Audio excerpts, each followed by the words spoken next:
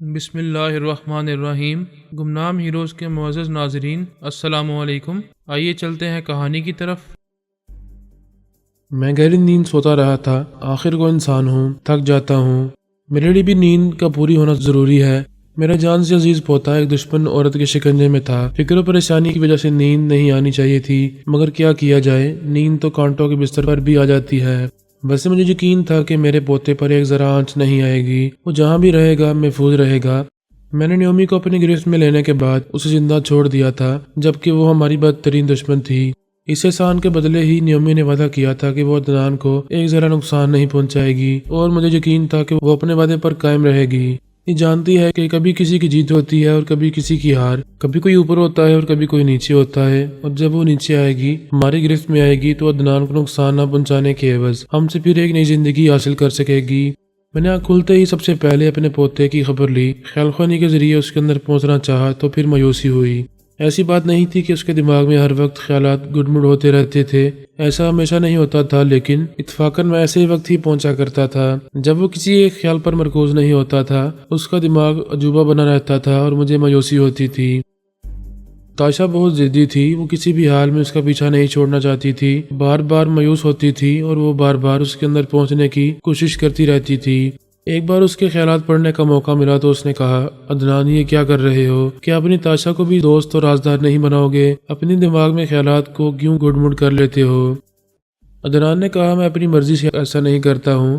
ہاں، کبھی کبھی جب میری ممی کہتی ہیں کہ مجھے کسی کو اپنے دماغ میں نہیں آنے دینا چاہیے، تب میں جان بوجھ کر ایسا کرتا ہوں۔ میرے ساتھ تو ایسا نہ کیا کرو، کیا ہم پکے دوست نہیں ہیں؟ کیا میں تمہارے برے وقت میں کام نہیں آتی ہوں؟ تم بہت اچھی ہو، مجھے بہت اچھی لگتی ہو، مگر میں ممی کو دکھ پہنچانا نہیں چاہتا۔ پتہ نہیں وہ اب سے کچھ دن کے بعد زندہ رہیں گی یا نہیں، اس لیے میں ان کا دل دکھانا نہیں چاہتا۔ ٹھیک ہے، ان کا دل نہ دکھاؤ۔ یہ تو بتاؤ اس وقت کہاں ہو؟ یہ تو میں بھی نہیں جانتا، یہ کون سی جگہ ہے؟ اپنی ممی سے پوچھو تم کس ملک کے کس علاقے میں ہو۔ میں ان سے نہیں پوچھوں گا، وہ بھی مجھے نہیں بتائیں گی۔ وہ کہتی ہیں کہ ابھی سب سے یہ بات چھپائی جائے، کیونکہ دشمن مجھے اپنی ممی سے الگ کرنے پر تلے ہوئے ہیں۔ ایسے وقت عدنان کار کی پچھلی سیٹ پر شلپا کے زانوں پر سر رکھے لیٹا ہوا تھا۔ شلپا نے پوچھا، بیٹے تم سو رہے ہو یا جاگ رہے ہو؟ اس نے کہا، ممی میں جاگ رہا ہوں، تاشا سے بات کر رہا ہوں۔ میں نے تمہیں منع کیا تھا کہ ابھی کسی سے بات نہیں کرو گے۔ ممی اب جانتی ہیں یہ میری بہت اچھی دوست ہے۔ بیٹے تم نہیں جانتے، دشمن اتنے چلاک ہیں کہ دوست کے ذریعے بھی ہم تک پہنچ جائیں گے اور ہمیں ایک دوسرے سے جدا کر دیں گے۔ کیا تم ایسا چاہتے ہو؟ اس نے انکار میں سر ہلا کر کہا، نہیں میں ایسا نہیں ہونے دوں گا۔ تو پھر اسے اپنے دماغ سے بھگا دو۔ تاشا ان کی باتیں سن رہی تھی، جواب میں کچھ کہنا چاہتی تھی، اس سے پہلے ہی عدنان کے دماغ میں مختلف خیالات گڈمڈ ہو گئے۔ وہ پریشان ہو کر اسے آواز دینے لگی، لیکن وہ مختلف خیالات کے ہجوم میں اس کی آواز نہیں سن رہا تھا۔ تاشا پریشان ہوتی رہی، ایک آدھ گھنٹے کے وقفے سے بار بار اس کے اندر جاتی رہی۔ کئی گھنٹے گزرتے جا رہے تھے۔ نیومی عدنان اور شلپا کو تلاش کرتی ہوئی اس لانچ تک پہنچ گئی تھی جو چٹا گام کی طرف جا رہی تھی۔ وہاں جو کچھ ہوا اس کا ذکر پچھلے باب میں ہو چکا ہے۔ نیومی اور فرحات ٹو شلپا کے دماغ میں آ کر متحد ہو گئے تھے۔ انہوں نے اس پر مشترکہ عمل کر کے اس کے دماغ کو لاک کر دیا تھا۔ اس کیبن میں جو کچھ ہوا تھا وہ سب کچھ سٹیورڈ اور شلپا کے دماغ سے مٹا دیا گیا تھا۔ شلپا ایک کیبن میں تنویمی نیند سو رہی تھی، آدھے گھنٹے کے بعد بیدار ہونے والی تھی۔ ٹھیک آدھے گھنٹے کے بعد تاشا عدنان کے اندر پہنچی تو اس کے خیالات پڑھنے کا موقع مل گیا۔ اس کے اندر اب خیالات گڈمڈ نہیں ہو رہے تھے۔ اس بار تاشا نے اسے مخاطب نہیں کیا، خاموشی سے یہ معلوم کرنے لگی کہ وہ کہاں ہے اور کیا کر رہا ہے۔ تھوڑی دیر پہلے وہ سو رہا تھا، اب اٹھ کر بیٹھ گیا تھا، اپنی ماں کو تلاش کر رہا تھا۔ شلپا اسے کہیں دکھائی نہیں دے رہی تھی۔ تاشا کو یہ معلوم ہو رہا تھا کہ وہ کسی لانچ میں ہے اور دریائی سفر کر رہا ہے۔ وہ چپ چاپ اس کے اندر تھی۔ اس نے قریب بیٹھے ہوئے ایک مسافر سے پوچھا، تم نے میری ممی کو دیکھا ہے؟ عدنان انگریزی اور ٹوٹی پھوٹی اردو یا ہندی بول لیتا تھا۔ اس نے انگریزی میں پوچھا تو اس مسافر نے کچھ نہیں سمجھا۔ پھر اس نے اردو زبان میں پوچھا۔ وہ بنگالی اچھی طرح اردو بھی نہیں سمجھ سکتا تھا۔ اس نے کچھ نہ سمجھتے ہوئے انکار میں سر ہلا دیا۔ عدنان وہاں سے چلتا ہوا فرسٹ کلاس کیبنوں کی طرف آیا۔ وہاں ایک انگریز مسافر تھا۔ اس نے پوچھا، کیا آپ نے میری مدر کو دیکھا ہے؟ وہ بولا، نو مائی چائلڈ، تمہاری مدر کہاں ہے؟ چلو میں اسے تمہارے ساتھ ڈھونڈتا ہوں۔ تاشا فوراً ہی اس انگریز کے اندر پہنچ گئی۔ اس کے ذریعے پتہ چلا کہ وہ بنگلہ دیش میں ہے اور اس وقت ایک لانچ چٹاگام کی طرف جا رہی ہے۔ اس انگریز نے سٹیورٹ کے پاس آ کر کہا، یہ بچہ اپنی ماں کو تلاش کر رہا ہے، کیا تم اس کی ماں کو جانتے ہو؟ اس نے کہا ہاں میں جانتا ہوں، وہ میرے کیبن میں آ کر سو گئی تھی، اب بیدار ہونے کے بعد ناشتہ کر رہی ہے۔ اسٹیورٹ ادنان کو لے کر شلپا کے پاس آیا۔ شلپا نے ادنان کو دیکھتے ہی دونوں بازو پھیلا دیے۔ وہ آگے بڑھ کر ماں سے لپٹ گیا، پھر بولا آپ مجھے چھوڑ کر یہاں کیوں آ گئیں؟ بیٹے وہاں سونے کی جگہ نہیں تھی، اس لیے یہاں نیند پوری کر رہی تھی۔ اب ناشتہ کر چکی ہوں، ہم اس لانچ میں سفر نہیں کریں گے، یہ آگے ایک گارڈ پر رکنے والی ہے، وہاں سے ہم گاڑی میں کسی دوسری طرف جائیں گے۔ تاشا نے شلپا کے اندر جانے کی حماقت نہیں کی۔ وہ جانتی تھی کہ وہ ٹیلی پیتھی جاننے والوں نے اس کے دماغ کو لاک کیا ہوگا اور وہاں دوسرے اہلکار کے ذریعے اس کی اور عدنان کی نگرانی کر رہے ہوں گے۔ وہ بالکل درست سمجھ رہی تھی۔ نیومی اور فرحات ٹو نے شلپا پر دوسری بار ترمیمی عمل کیا تھا۔ اسے اسی کیبن میں آدھے گھنٹے کے لیے ترمیمی نیند سلا دیا تھا، پھر وہاں کے اسٹیورڈ اور دوسرے مسافروں کو اہلکار بنا لیا تھا۔ اسٹیورڈ کے ذریعے آگے لانچ گارڈ کے اسٹیشن مینیجر سے فون پر رابطہ کیا تھا، پھر اس کی آواز سن کر اس کے اندر پہنچ گئے تھے۔ اس اسٹیشن مینیجر کے خیالات نے بتایا کہ اس گارڈ سے ٹیکسی مل سکتی ہے اور وہ خشکی کے راستے 1 گھنٹے کے اندر چٹاگانگ پہنچ سکتے ہیں۔ تاشا نے سوچا دشمنوں نے اسٹیورڈ کو اہلکار بنایا ہوگا، لیکن اس کے دماغ کو لاک نہیں کیا ہوگا۔ اس کے اندر پہنچ کر معلومات حاصل کرنی چاہیے۔ وہ تھوڑی دیر تک اپنے اس ارادے پر غور کرتی رہی، پھر خیال خوانی کے ذریعے اس کے اندر پہنچی تو جگہ مل گئی۔ اس کے خیالات پڑھنے سے پتہ چلا کہ اس نے گارڈ کے اسٹیشن مینیجر سے فون پر رابطہ کیا تھا۔ رابطہ ہونے پر اس اسٹیشن مینیجر کی آواز سنتے ہی اس نے فون بند کر دیا تھا۔ یہ بات اس کو سمجھ میں نہیں آئی کہ اس نے ایسا کیوں کیا تھا، لیکن تاشا نے سمجھ لیا کہ کسی ٹیلی پیتھی جاننے والے نے اسے اہلکار بنا کر اسٹیشن مینیجر سے رابطہ کیا تھا۔ یقیناً ٹیلی پیتھی جاننے والے اس مینیجر سے کوئی فائدہ اٹھانا چاہتے ہوں گے۔ بہرحال وہ لانچ اس وقت اسی گارڈ کے نزدیک پہنچ گئی تھی۔ اسے لنگر انداز کرنے کے لیے سگنل مل رہے تھے اور اسٹیورڈ فون کے ذریعے اسٹیشن مینیجر سے بات کر رہا تھا۔ اس طرح تاشا کو بھی اس مینیجر کے اندر جانے کا موقع مل گیا۔ اس میں شبہ نہیں تھا کہ وہ عدنان کو دل و جان سے چاہتی تھی اور بابا صاحب کے دائرے میں بخیریت واپس لے جانا چاہتی تھی۔ تنہائی میں اسے یاد کرتی تھی، اسے تصور میں دیکھتی تھی۔ وہ 6 برس کا ہونے والا تھا، لیکن وہ اسے چشم تصور سے کبھی 15 برس کا اور کبھی 20 برس کا گبرو جوان بنتے دیکھتی تھی۔ وہ اپنے باپ دادا کی طرح قدور اور چٹان جیسی جسامت کا نظر آتا تھا اور وہ اسے سر اٹھا کر دیکھتی تھی۔ ایسے وقت خود کو وہی 15 برس کی لڑکی سمجھتی تھی۔ اسے میری فیملی ممبر اور میری بہو بننے کی شدید آرزو تھی۔ اسی شدت نے اسے عدنان کا دیوانہ بنا دیا تھا۔ ایک محبوبہ اور ایک ہونے والی بیوی کی حیثیت سے دن رات اس کی فکر میں لگی رہتی تھی، اس کی نگرانی کرتی رہتی تھی۔ بہرحال اس وقت وہ گارڈ کے اسٹیشن مینیجر کے خیالات پڑھ رہی تھی۔ یہ معلوم ہوا کہ اس گارڈ سے صرف 3 ٹیکسیاں اور 2 بسیں چٹاگانگ شہر کی طرف جاتی ہیں۔ اسٹیشن مینیجر نے ان میں سے ایک ٹیکسی کو ڈرائیور کو بلا کر کہا تھا اس لانچ سے ایک ماں اپنے بچے کے ساتھ آ رہی ہے، وہ اپنی ٹیکسی ان کے لیے ریزرو رکھے۔ اس وقت لانچ آ کر گارڈ سے لگ گئی تھی۔ 2-4 مسافر اتر رہے تھے، ان میں شلپا اور عدنان بھی تھے۔ اسٹیشن مینیجر نے آگے بڑھ کر کہا میڈم ہم نے آپ کے لیے ٹیکسی کا انتظام کیا ہے، آپ جہاں جانا چاہیں گی یہ ڈرائیور آپ کو لے جائے گا۔ ڈرائیور نے شلپا سے کہا دیدی اپنا بیگ مجھے دیں اور ٹیکسی میں بیٹھ جائیں۔ ڈرائیور کی آواز سنتے ہی تاشا اس کے اندر پہنچ گئی۔ نیومی اور فرحات ٹو بہت پہلے سے ہی اس کے اندر پہنچے ہوئے تھے۔ تاشا یہ سمجھ رہی تھی کہ دشمن خیال خوانی کرنے والے اس ڈرائیور کے اندر بھی موجود رہیں گے، لہذا اسے چپ چاپ رہ کر اس کے ذریعے عدنان کی نگرانی کرنی ہوگی۔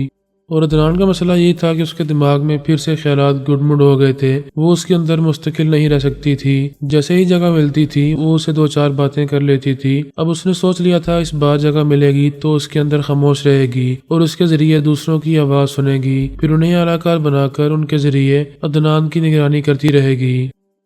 اس نے میرے پاس آ کر کہا گرینڈ پا میں تاشا ہوں، آپ کے لیے خوشخبری ہے۔ میں بیدار ہونے کے بعد غسل سے فارغ ہو کر ناشتہ کر رہا تھا۔ یہ بات سنتے ہی سیدھا ہو کر بیٹھ گیا، پھر بولا میری بیٹی ہمیشہ عدنان سے لگی رہتی ہے، یقیناً اسی کے بارے میں خوشخبری سنائے گی۔ یس گرینڈ پا میں نے معلوم کر لیا ہے عدنان اس وقت بنگلہ دیش میں ہے اور ابھی ایک ٹیکسی میں بیٹھ کر چٹاگانگ شہر کی طرف جانے والا ہے۔ میں نے خوش ہو کر پوچھا کیا عدنان کے دماغ میں جگہ مل رہی ہے؟ نہیں، اس کے خیالات گڈمڈ ہو رہے ہیں۔ میں تو اس ٹیکسی ڈرائیور کے اندر ہوں جس کی پچھلی سیٹ پر شلپا نامی ایک عورت شیوانی بن کر عدنان کو اپنے ساتھ لے جا رہی ہے۔ بیٹی مجھے فوراً اس ڈرائیور کے اندر پہنچاؤ۔ آپ میرے اندر آ جائیں، مگر یہ تو آپ سمجھتے ہی ہیں کہ شلپا کے اندر اور اس ڈرائیور کے اندر ٹیلی پیتھی جاننے والے ہوں گے، لہٰذا ہمیں خاموش رہنا ہوگا۔ ہاں میری جان، میں یہ سب باتیں اچھی طرح جانتا ہوں، چلو اب مجھے وہاں پہنچاؤ۔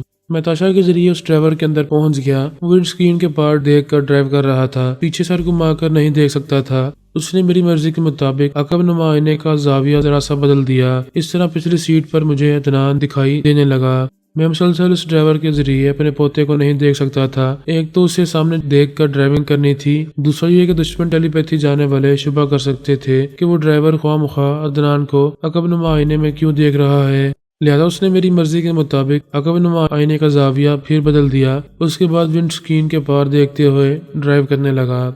نیومی اور فرحات 2 اس کے اندر بہت ہی محتاط تھے، خاموشی سے اس کے ذریعے عدنان کی نگرانی کر رہے تھے۔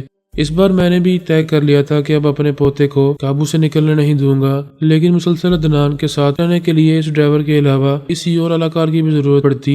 یہ بات تو سمجھ میں آنے والی تھی کہ چٹاگانگ پہنچتے ہی ڈرائیور وہیں رہ جائے گا اور دشمن عدنان اور شلپا کو لے کر کہیں چلے جائیں گے۔ اس کے بعد ہم معلوم نہیں کر سکیں گے کہ وہ دونوں کہاں گئے ہیں۔ عقل اور تجربہ یہی سمجھا رہا تھا کہ مجھے ہر حال میں شلپا کے اندر پہنچنا ہوگا اور چٹاگانگ پہنچنے سے پہلے اسے ٹریپ کرنا ہوگا، کیونکہ وہ عورت ہی دشمنوں کی اہلکار تھی۔ میں اسے دشمنوں سے چھین لیتا یا دماغی طور پر کمزور بنا دیتا تو دشمنی کرنے والے میرے سامنے مجبور ہو جاتے۔ میں نے تھوڑی دیر کے لیے دماغی طور پر اپنی جگہ حاضر ہو کر علی، الپا، کبریا اور کرونا کو اپنے اندر بلایا، انہیں عدنان کی موجودہ پوزیشن سمجھائی، پھر طریقہ کار بتایا کہ اس الپا کے اندر پہنچتے ہی سب مل کر اس کے دماغ پر اس طرح قبضہ جمائیں گے کہ دشمنوں کی خیال خوانی ہمارے آگے کمزور پڑ جائے گی اور وہ ڈرائیور کو اپنا اہلکار نہ بنا سکیں۔ کبریا نے پوچھا کہ ہم اس کے اندر پہنچتے ہی اس کے دماغ پر قبضہ جما لیں یا پہلے اس کے خیالات پڑھیں۔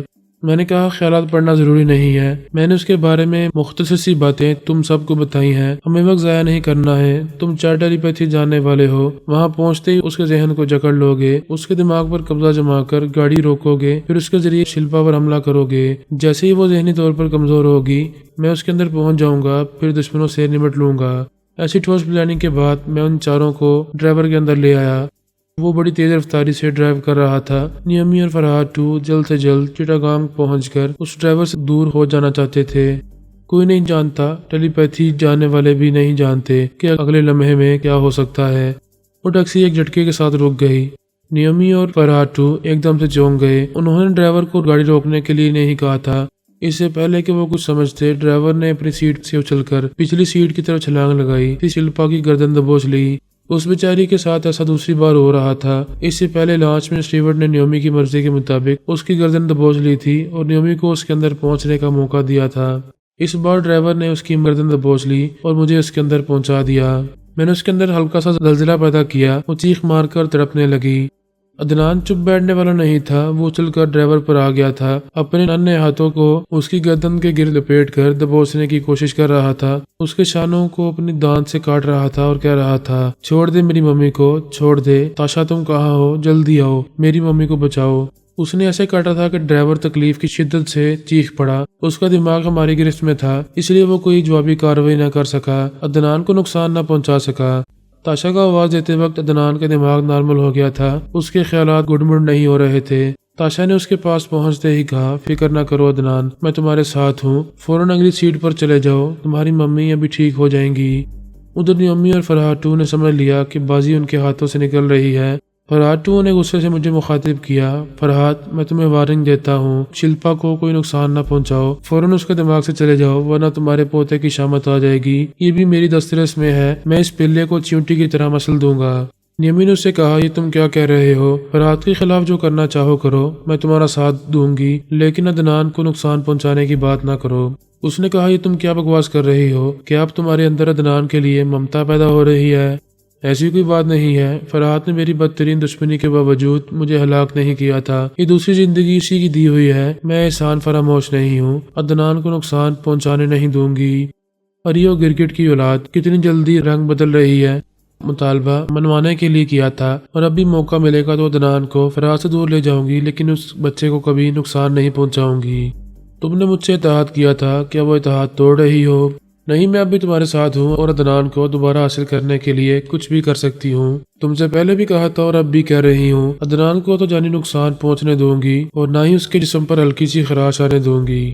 ڈرائیور ہمارے خیال خوانی کرنے والوں کی گرفت میں تھا، وہ ہماری مرضی کے مطابق پھر ٹیکسی سٹارٹ کر کے اسے آگے بڑھانے لگا۔ نیومی اور فرحات 2 اپنے ایک اہلکار کے دماغ میں آ گئے تھے، وہاں وہ کہہ رہا تھا، ہمیں آپس میں جھگڑنا نہیں چاہیے، فوراً شلپا کے اندر پہنچ کر یہ سوچنا چاہیے کہ اسے کس طرح اپنے قابو میں رکھ سکتے ہیں اور عدنان کے دماغ کو بھی اپنی مٹھی میں لے سکتے ہیں۔ نیومی نے کہا، میں پہلے بھی تمہیں بتا چکی ہوں، اس بچے کا دماغ ایک عجوبہ ہے، اس پر عمل کا اثر نہیں ہوتا، میں نے ایک بار عمل کیا تھا، وہ صرف 15 یا 20 منٹ تک میرے زیر اثر رہا، پھر میری گرفت سے نکل گیا تھا۔ اس نے پریشان ہو کر کہا، پتہ نہیں اس ڈرائیور پر کتنے ٹیلی پیتھی جاننے والوں نے قبضہ جما رکھا ہے۔ اس کے اندر ہماری سوچ کی لہریں کمزور پڑ رہی ہیں۔ ایک شلپا ہے جس کے اندر رہ کر ہم عدنان کی نگرانی کر سکتے ہیں، لیکن فرحاد ایسا کرنے نہیں دے گا۔ آگے چل کر شلپا کو بھی ہم سے چھین لے گا۔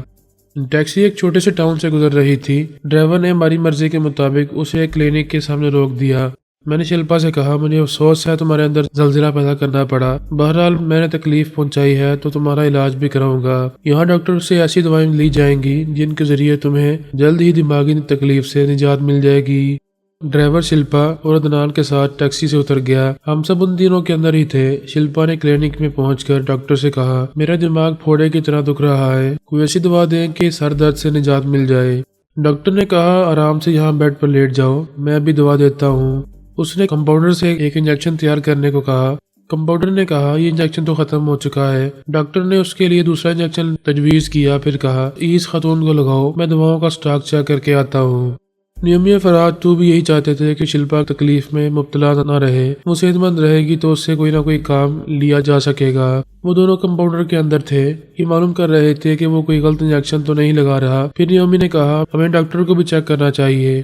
وہ دونوں ڈاکٹر کے پاس پہنچے تو پتہ چلا ہمارے خیال خوانی کرنے والوں نے اس کے ذہن کو پوری طرح جکڑ رکھا ہے اور ان کی سوچ کی لہریں وہاں کمزور پڑ رہی ہیں۔ فراٹو نے غصے سے کہا، نیومی، فرحاد ہم سے دھوکہ کر رہا ہے، وہاں کچھ گڑبڑ کرنا چاہتا ہے، اس ڈاکٹر کو کمپاؤنڈر کے ذریعے روکو۔ اسی لمحے میں وہ دونوں ڈاکٹر کے اندر پہنچے تو پتہ چلا کہ وہ کلینک سے باہر نکلنے کے بعد دوڑتا ہوا دور کہیں جا رہا ہے اور ہمارے خیال خوانی کرنے والے اسے دوڑا رہے ہیں۔ ان دونوں نے بیک وقت اس ڈاکٹر کے ذہن پر قبضہ جمایا، پھر اسے وہاں سے واپس لانے لگے۔ جب وہ کلینک کے اندر آیا تو وہاں بازی پلٹ چکی تھی۔ شلپا ایک بیڈ پر آرام سے لیٹی ہوئی تھی، لیکن عدنان اور ڈرائیور وہاں نہیں تھے۔ اس وقت ان دونوں کو ڈاکٹر کے دماغ میں جگہ مل گئی تھی۔ اس کے خیالات نے بتایا کہ اس نے اس بچے کو ایک انجیکشن لگایا ہے جس کے نتیجے میں وہ کئی گھنٹے تک بے ہوش رہے گا۔ میری چال اب ان کی سمجھ میں آئی تھی۔ شلپا ان کے سامنے موجود تھی اور ڈرائیور عدنان کو اپنے ساتھ لے گیا تھا۔ وہ تو عدنان کے اندر جا کر اس کے خیالات پڑھ سکتے تھے اور نہ ہی ڈرائیور کے اندر پہنچ کر کچھ معلوم کر سکتے تھے۔ ہم سب نے اس کے ذہن کو پوری طرح اپنے شکنجے میں کس لیا۔ وہ دونوں یہ معلوم نہیں کر سکتے تھے کہ وہ ڈرائیور اب عدنان کو کہاں لے جا رہا ہے۔ تاشا کا دل ڈوب رہا تھا۔ اس نے مجھ سے کہا، گرینڈ پا، آپ نے میرے عدنان کو بے ہوش کر دیا ہے، اسے کوئی نقصان تو نہیں پہنچے گا؟ میں نے مسکرا کر کہا، میری بچی، میں اس کا دادا ہوں، دشمن نہیں ہوں۔ اللہ نے چاہا تو کوئی نقصان نہیں پہنچے گا۔ اسے بے ہوش کرنا بہت ضروری تھا، ورنہ وہ یہی ضد کرتا رہتا کہ شلپا اس کے ساتھ چلے گی، ورنہ وہ وہاں سے کبھی نہ آتا۔ یہی ضد کرتا رہتا کہ شلپا اس کے ساتھ چلے کیونکہ وہ اسے اپنی ماں سمجھ رہا ہے۔ کبریا نے پوچھا، پاپا عدنان کو کہاں لے جانا چاہتے ہیں؟ میں نے کہا، فی الحال اس ڈرائیور کے دماغ کو لاک کرنا ہے، ہم جب اس کے دماغ میں ہمیشہ موجود نہیں رہ سکیں گے۔ اس ڈرائیور نے آگے جا کر دوسرے راستے پر گاڑی موڑ دی، ایک کچے راستے پر کئی کلومیٹر دور تک چلا گیا۔ ادھر کوئی انسانی آبادی نہیں تھی۔ اس نے گاڑی روک دی، پھر پچھلی سیٹ پر ہماری مرضی کے مطابق چاروں شانے چت لیٹ گیا۔ الپا اس پر عمل کرنے لگی۔ ہم سب محتاط تھے اور یہ سمجھ رہے تھے اس وقت نیومی اور فرحاتو اس کے اندر موجود نہیں ہے کیونکہ وہ اس سے مایوس ہو چکے تھے۔ یہ اچھی طرح سمجھ گئے تھے کہ بے شمار ٹیلی پیتھی جاننے والوں کی موجودگی میں وہ ڈرائیور کے ذہن کو اپنے تابع نہیں رکھ سکیں گے۔ ادھر شیوانی ازوری کے اندر رہ کر عدنان کے لیے تڑپ رہی تھی، کبھی روتی تھی، کبھی ہمیں مخاطب کرتی تھی اور کبھی آہ بھر کر صبر کرتی تھی۔ جناب تورجی نے ہمیں ہدایت دی تھی کہ اس بیچاری کی زندگی چند روزہ ہے، لہذا اسے اپنے بیٹے سے الگ نہ رکھا جائے، جتنی جلدی ہو سکے ماں بیٹے کو پھر سے ایک بار ملا دیا جائے۔ ماں بیٹے کو ملانے کی صورت یہ تھی کہ شیوانی کو انڈیا سے بنگلہ دیش لایا جائے کیونکہ ہم بے ہوش عدنان کو وہاں نہیں لے کر جا سکتے تھے۔ پتہ نہیں وہاں تک پہنچنے میں کتنے گھنٹے لگتے۔ وہ ہوش میں آتے ہی اپنی ماں کے پاس جانے کے لیے مچلنے لگتا۔ کبریا نے کہا، پاپا، یہ ماں بیٹے انڈیا میں رہے یا بنگلہ دیش میں، ہر جگہ ان کے لیے خطرہ ہے۔ نیومی اور وہ بہروپیہ ہمیشہ ان کی طاق میں رہیں گے اور بار بار ہمارے لیے مسائل پیدا کرتے رہیں گے۔ میں نے کہا، شیوانی کی زندگی کے صرف 19 دن رہ گئے ہیں، ہمیں ماں بیٹے کو ایک ساتھ رکھ کر کسی بھی طرح ان کی حفاظت کرنی ہوگی اور دشمنوں کے ناپاک عزائم کو ناکام بنانا ہوگا۔ کیا ہم انہیں پیرس نہیں لے جا سکتے؟ وہاں جھیل کے کنارے ہمارے کئی کاٹیج ہیں، یہ ماں بیٹا جس کاٹیج میں رہیں گے وہاں ہمارے بے شمار جاسوس اور ٹیلی پیتھی جاننے والے ان کی حفاظت کرتے رہیں گے۔ اگر نیومی اور فرحاتو اپنے علاقوں کو وہاں پہنچانے کی کوشش کریں گے تو ناکام ہوتے رہیں گے۔ نہیں بیٹے، یہ ماں بیٹا جس فلائٹ سے بھی پیرس جانا چاہیں گے دشمن اس طیارے کو ضرور ہائی جیک کریں گے۔ امی تو دنان کو جانی نقصان پہنچانا نہیں چاہتی، لیکن وہ بے روپیہ دنان کے لیے ہمارے جذبات کا ایک ذرا خیال نہیں کرے گا، طیارے کو تباہ کر دے گا۔ اگلے 19 دن تک اس بچے کے سر پر خطرات منڈلاتے ہی رہتے۔ شیوانی کی موت کے بعد وہ راضی خوشی بابا صاحب کے دائرے کے اندر آ جاتا تو ہم سب بھی سکون کا سانس لیتے اور کان پکڑ کر توبہ کرتے کہ جب تک وہ جوان نہیں ہوگا، میری دوسری اولادوں کی طرح کسی قابل نہیں ہوگا، اس وقت تک اسے بابا صاحب کے دائرے سے باہر نہیں نکلنے دیا جائے گا۔